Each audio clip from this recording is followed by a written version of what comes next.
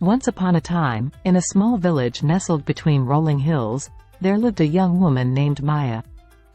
Maya, like many others in the village, often found herself tangled in the web of her own suffering. Despite the serene surroundings, a cloud of discontent seemed to follow her. One day, as Maya strolled through the village, she encountered an old monk who had traveled far and wide. Intrigued by the monk's peaceful demeanor, Maya approached him and inquired about the secret to a content and serene life. The monk smiled kindly and began to share a story that echoed the wisdom of ancient teachings. He spoke of the Buddha and the paradox of human suffering. Maya listened intently as the monk explained the distinction between pain and suffering.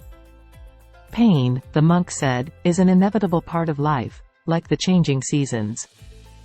However, suffering is a choice, one that arises from our patterns of thinking. As the monk narrated, Maya saw parallels between her own life and the stories of attachment and aversion.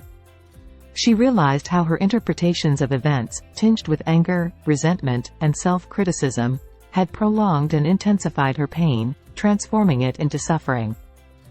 Intrigued by the monk's insights, Maya sought guidance on breaking free from this cycle.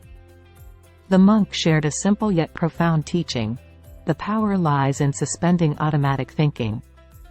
Instead of immediately interpreting every event, Maya could allow her thoughts to exist without subjecting them to endless loops of judgment. Inspired, Maya decided to practice this approach in her daily life. When faced with challenges, she consciously took a pause, allowing the thoughts to come and go without immediate judgment. Over time, Maya noticed a remarkable shift. The once pervasive cloud of discontent began to lift, and she felt a newfound sense of peace. Maya's journey became a testament to the transformative power of understanding the role of thought patterns in shaping our experiences. By choosing not to be a prisoner of her own interpretations, she not only alleviated her suffering but also tapped into her full potential for joy, compassion, and resilience. And so, in that quaint village, Maya became a source of inspiration, sharing the wisdom she had gained from an old monk's story. The echoes of her newfound peace rippled through the hills, reminding everyone that the key to a serene mind lies in the choices we make in the realm of our thoughts. The parable of the samurai and the Zen master serves as a powerful illustration of the idea that our thoughts shape our reality. In the encounter between the battle-scarred samurai and the Zen master, the samurai's brusque and demanding demeanor reflects a mindset dominated by anger, entitlement, and a lack of humility. When the Zen master responds with a seemingly disrespectful retort and the samurai reacts with a threat, the master calmly declares, "That is hell." The master's insightful response is not a commentary on the physical act of raising a sword but rather a revelation about the mental state that led to such aggression. The samurai's own thoughts and emotions had created a hellish experience for him in that very moment. However, the master's soft acknowledgement of the samurai's change in demeanor is declared as, "That is heaven." This transformation occurs when the samurai, realizing the destructive nature of his own thoughts, sheaths his sword and bows in gratitude. Heaven, in this context, is not a physical place but a state of mind achieved by relinquishing ego, anger, and entitlement. Sydney Banks's philosophy, as mentioned in the text, aligns with the parable's message. Banks argues that our thoughts shape our perception of reality, emphasizing that our internal thought processes influence how we interpret and experience the external world. The mind becomes a powerful creator of either heaven or hell based on the nature of our thoughts. The idea that we live through our perception of reality, not in reality itself, implies that our interpretations, whether positive or negative, are subjective and constructed by our thoughts.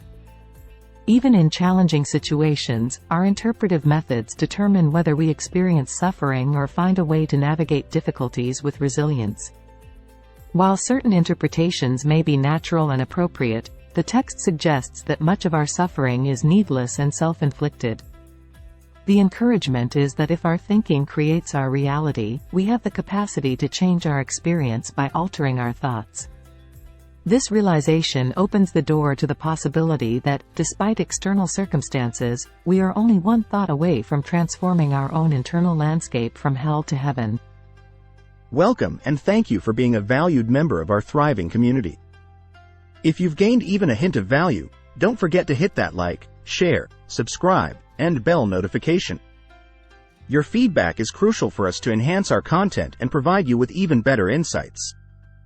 Stay tuned for more nuggets of knowledge that you can turn into wisdom. Now, let's dive back into the review. The text explores how the evolution of the human brain, which developed as a survival mechanism in a dangerous world, has led to a modern-day tendency for constant and often anxious thinking. The author argues that our brains, designed for a time when threats were imminent, continue to engage in overthinking and hypervigilance in a relatively safe contemporary environment. This incessant thinking, driven by a survival-oriented mindset, contributes to unnecessary suffering and is diagnosed as the root cause of much of our misery, according to a Buddhist perspective. Evolutionary programming has equipped humans with large brains capable of analyzing and predicting potential dangers, behaviors that were crucial for survival in the past. However, the world has changed significantly, and the dangers our ancestors faced are less prevalent today. Despite this shift, our brains continue to operate as if constant vigilance is necessary, leading to automatic and often anxious thought patterns. The text suggests that this persistent thinking is a recipe for suffering, manifesting as overthinking daily decisions, ruminating on past events, and creating imaginary threats. The diagnosis is that our attachment to these patterns of thought is a primary cause of our misery. The proposed cure, which will be explored further, is to stop thinking. This assertion aligns with the idea that by suspending automatic and anxious thinking, individuals can alleviate unnecessary suffering and tap into their full potential. The text sets the stage for an exploration of how breaking free from habitual thought patterns can lead to a more peaceful state of mind. The text highlights the distinction between thoughts and thinking, emphasizing that thoughts are spontaneous and effortless, while thinking is an energy-intensive process involving conscious consideration of thoughts. The author introduces a thought experiment to illustrate the difference. Participants are asked to name their dream annual income and then multiply it by 5. In the experiment, the initial number usually brings positive feelings, such as exhilaration. However, when participants begin thinking about how to achieve or deserve that amount, negative emotions like worry and self-doubt arise. The text suggests that this shift from thoughts to thinking is the source of psychological suffering. While thoughts themselves are simple and positive, thinking involves judgment, criticism, and negative programming. The text proposes that individuals don't have to engage with their thoughts in a destructive manner. Thoughts, being creative and positive, reveal desires and values. On the other hand, thinking introduces limitations, judgments, and conditioning. The key is to recognize when negative emotions indicate overthinking and to break out of that loop. The author encourages readers to pay attention to their feelings as an internal dashboard, indicating whether they are trapped in overthinking.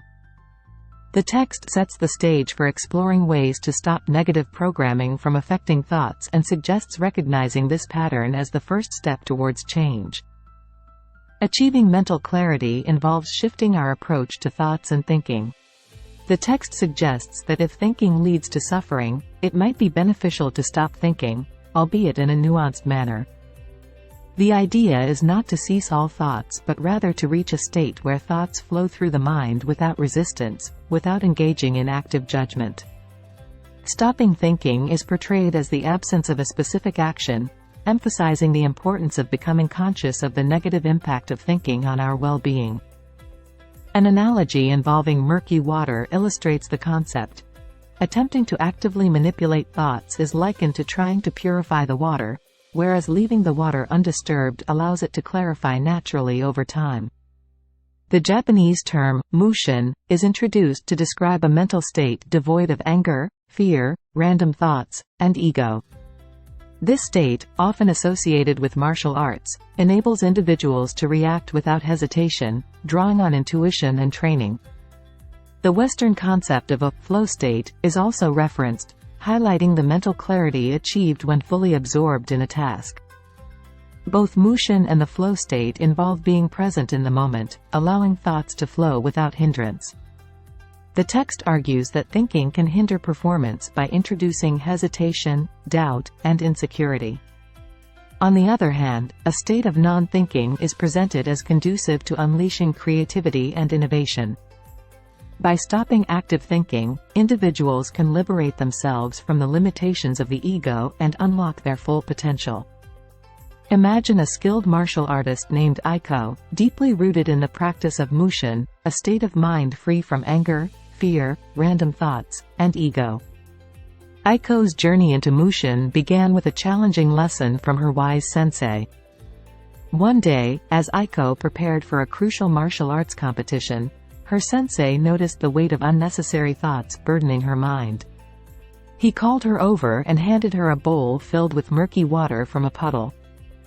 The sensei explained that her task was to make the water clear. Initially, Aiko thought of boiling the water or using a filter to actively address the murkiness. However, her sensei encouraged her to consider a different approach. "Leave the water alone," he suggested. "Given enough time, the dirt will settle, and the water will clarify itself." Reflecting on this wisdom, Aiko realized the parallel between the murky water and her cluttered mind. She understood that, just as undisturbed water tends towards clarity, so do our minds when left undisturbed by incessant thinking. As Aiko embraced the practice of mushin, she found herself entering a flow state during her competition. Instead of getting lost in anxious thoughts or self-doubt, she moved with intuitive precision, drawing upon her training to act decisively. In the end, Aiko emerged victorious not only in the competition but also in her internal struggle against needless suffering. The story of Aiko illustrates the transformative power of liberating oneself from overthinking, allowing thoughts to flow without resistance, and achieving a state of mental clarity that unleashes untapped potential.